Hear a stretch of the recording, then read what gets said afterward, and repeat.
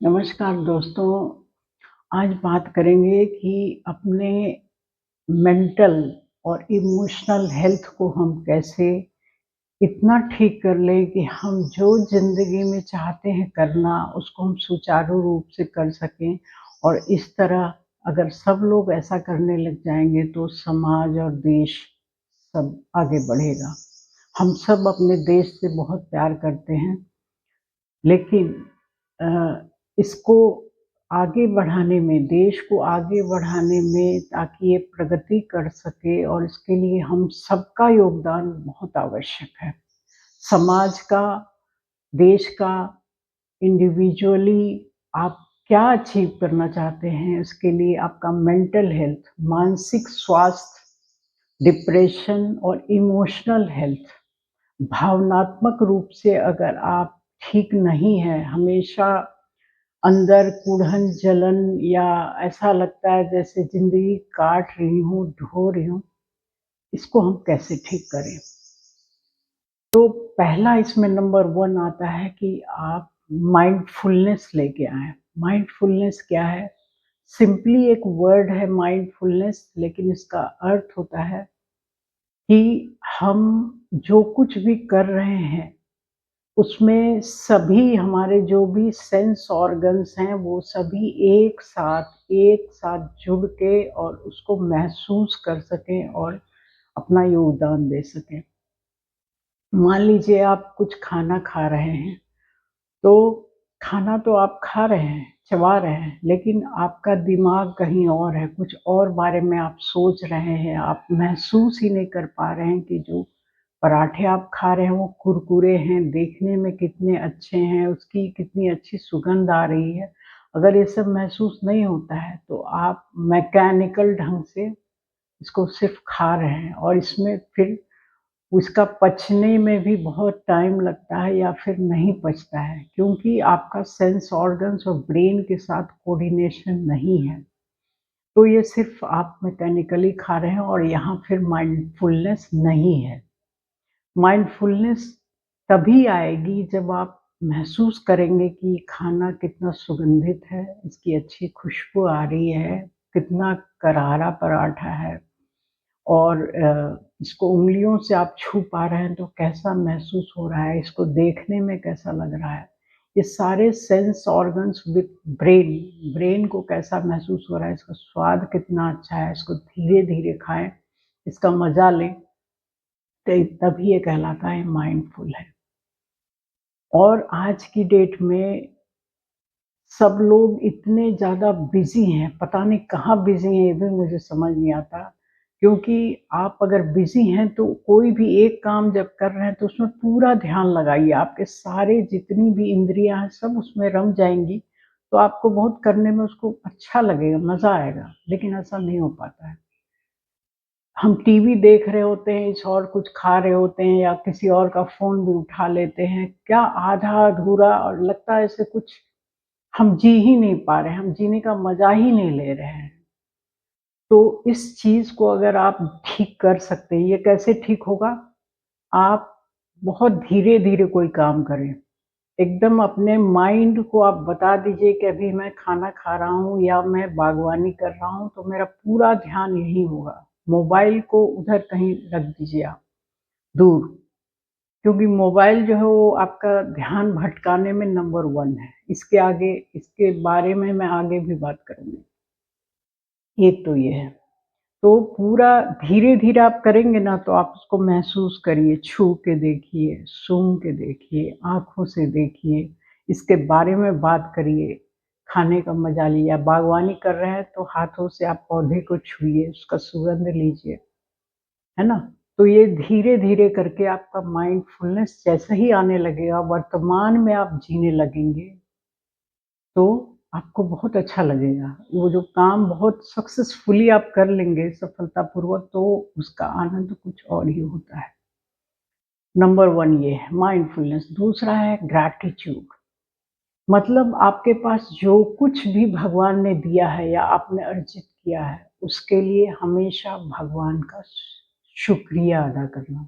Thanks करना कि भगवान मेरे को ये दे दिया जो, और कंपैरिज़न यहाँ मत करिए कि उसके पास ये है, मेरे पास ये नहीं। जो नहीं है उसके बारे में नहीं सोचना है, जो है उसके बारे में और उसका धन्यवाद करिए। और ये भी आपको महसूस होगा कि मैं इसको करने के बाद कि मैं आगे बढ़ता जा रहा हूँ। इससे क्या होता है कि आपके पास जो चीज़ें नहीं हैं, वो भी आनी शुरू हो जाती हैं। आप रोज़ बोलिए, भगवान आपने मुझे इतना अच्छा स्वास्थ्य दिया, मैं मेंटली और फिज़िकली बिल्कुल फिट हूँ, मुझे कोई भी रोग नहीं है। दूसरा, मेरे इतने सोर्स ऑफ इनकम है, इतना तो है कि मैं अब खुद के परिवार को भी खिला के मैं बाहर वाले को भी अफ़ोर्ड कर सकता हूँ, खिला सकता हूँ या कभी ज़रूरत पड़े तो किसी की मदद भी कर सकता हूँ। इसके लिए धन्यवाद दीजिए। और मेरा परिवार कितना खुशहाल है, ये भी एक बहुत बड़ी उपलब्धि है आज की डेट में। इन सब के लिए भगवान का शुक्रिया अदा करिए। आपके पास बुद्धि है, जो दूसरे के पास नहीं है, जो ये आप बहुत अच्छी तरह बात कर सकते हैं, किसी भी प्रॉब्लम को आप सॉल्व कर सकते हैं, बहुत बड़ी उपलब्धि है। सब लोग नहीं कर सकते आज की डेट में। तो इसके लिए ग्रैटिट्यूड आप हमेशा जैसे ही शुक्रिया अदा करेंगे, तो जो चीज़ें आपके पास नहीं है लेकिन दिमाग में रखा है कि भगवान ये हो जाता, वो भी आनी शुरू हो जाएँगी।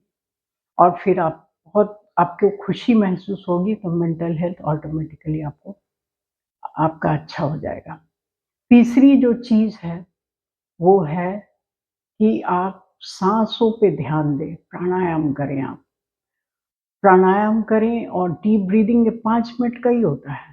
चाहे तो आप जो बहुत पॉपुलर है कपालभाति, अनुलोम-विलोम करें या फिर अगर कुछ भी नहीं आता है तो आप सुबह उठ के कोई शांत जगह पे जाके ओम का उच्चारण करें, सिर्फ़ 3 या 5 मिनट।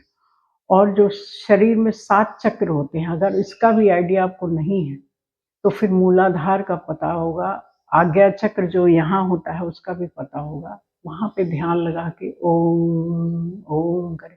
आपको ऐसा लगेगा जैसे मैं कोई किसी दूसरी दुनिया में पहुँच गया हूँ, जहाँ मुझे बहुत शांति महसूस हो रही है।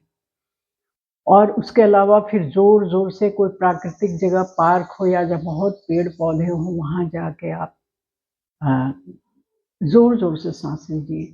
एक इन्हेलिंग एंड एक्सहेलिंग मतलब आप जानबूझ के गहरी लंबी साँस लीजिए और थोड़ी देर के लिए होल्ड करिए, फिर छोड़ दीजिए। ऐसा आप 2 से 4 मिनट करिए, बाद में इसको बढ़ाते जाइए इसकी ड्यूरेशन को।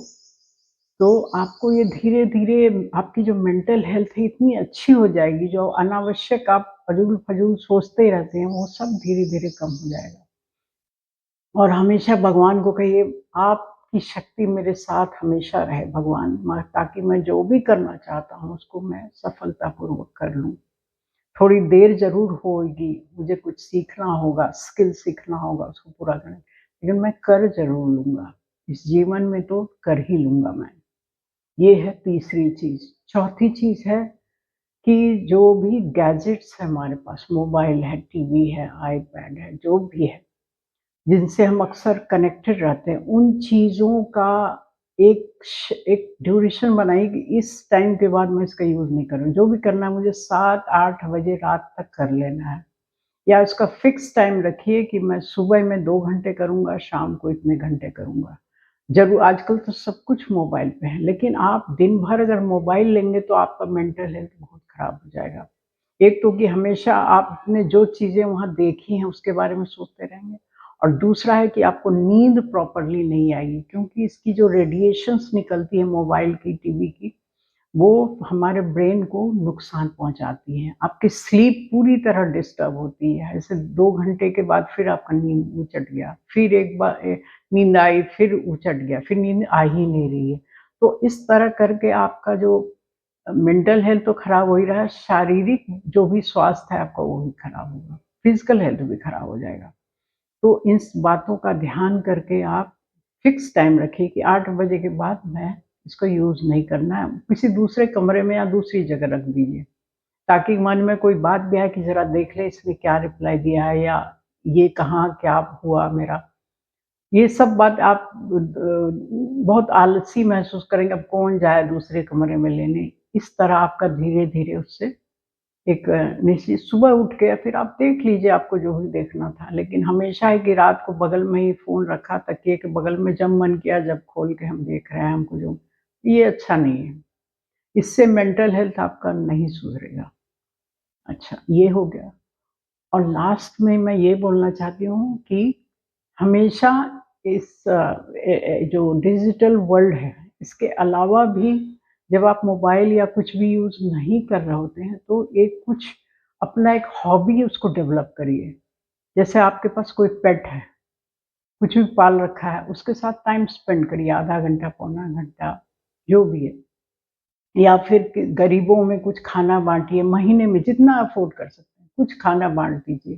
किसी पर्व त्योहार के अवसर पे ही कुछ गरीबों को खिलाइए। आप इससे आपको आत्मिक संतोष मिलेगा। आपकी आत्मा तृप्त हो जाएगी कि मैं कुछ तो कर रहा हूँ, भगवान इतना तो मुझे दिया है कि मैं कुछ ही लोगों को बाँटिए। 10 लोगों को, 20 लोगों को, जो लोग अफ़ोर्ड कर सकते हैं, 100, 200, 500 को भी खिला सकते हैं। इससे आपका पुण्य तो बढ़ेगा ही, आपकी आत्मा तृप्त हो जाएगी और आपको बहुत अच्छा लगा, आपका मेंटल जो हेल्थ होगा, उसमें बहुत फ़र्क पड़ेगा। इन बातों का आप ध्यान रखेंगे, तो आपको जो इमोशनली कोई भी चीज़ हर्ट कर रही है अगर, वो भी धीरे-धीरे ठीक होने लगेगा। अगर बहुत ज़्यादा आपके मन में कष्ट है कि इसने मुझे ऐसे सताया, इसने मुझे ऐसा कहा, उसने मारा-पीटा या कुछ भी पुरानी चीज़ जो बार-बार दिमाग में आती है, उसके लिए मैं एक उपाय बताना चाहती हूँ कि अगर आपके साथ ऐसा है कि उससे उबर ही नहीं पा रहे हैं आप, दिमाग में बार-बार आता है कि मेरे साथ ऐसा क्यों हुआ? तो उसके लिए आप क्या करिए, हफ़्ते में 1 दिन आप जिस भी भगवान को मानते हैं, चाहे तो आप मंदिर चले जाइए, घर में अगर जगह है, मतलब बहुत लोग नहीं रहते हैं तो आप कर सकते हैं। लेकिन अगर बहुत लोग रहते हैं तो आप नहीं कर पाएँगे, तो कोई सुनसान जगह पे चले जाइए, जहाँ कोई डिस्टर्ब ना करता हो, और प्लीज़ फ़ोन लेके मत जाइए। और वहाँ पे अपने आराध्य देव को याद करिए, जिस भी भगवान को आप मानते हैं उसको याद करिए और सब कुछ डेट वाइज़ आप बताइए। इस डेट को मुझने इसने ऐसा-ऐसा कहा था, मैं सब आप पे छोड़ रहा हूँ, भगवान आप ही ले लो, ये जो दुःख तकलीफ़ मेरे मन में उमड़ रहा है, आप ही ले लो। एक-एक चीज़, चाहे वो 20 चीज़ हो या 100 चीज़ें हों, जो कुछ भी हुआ है आप उड़ेल दीजिए और देखेंगे आप कि बहुत हल्का महसूस करेंगे और फिर वापस चले आइए। और जो मैंने ये 3-4 चीज़ें बताई हैं, mental health and emotional health को ठीक करने के लिए, इस पे आप काम करिए। 1-2 महीने तकलीफ़ होगी, लेकिन धीरे-धीरे आपका इतना अच्छा दिमाग हो जाएगा कि आपको लगेगा और क्या कर लूँ मैं? और मैं ये भी कर लेता हूँ, ये नया स्किल सीख लेता हूँ। इसको सीखने के बाद मुझे और आगे बहुत ज़्यादा मुझे मेरी प्रोग्रेस होगी। बहुत अच्छा लगेगा, परिवार के साथ आप खुश रहेंगे, खुशी बाँटेंगे आप, और दूसरों को भी इन चीज़ों के बारे में बताइए, ताकि वो भी एक अपना अम, जो मानसिक उनका स्वास्थ्य है वो ठीक कर सकें और फिर सब लोग मिलके समाज और देश का कल्याण कर सकें। उम्मीद है कि वीडियो अच्छा लगा होगा। प्लीज़ इसको लाइक, शेयर और इस पे लाइक, शेयर और सब्सक्राइब करिए। Thank you. कमेंट करना ना भूलें अगर अच्छा लगा है। Thank you.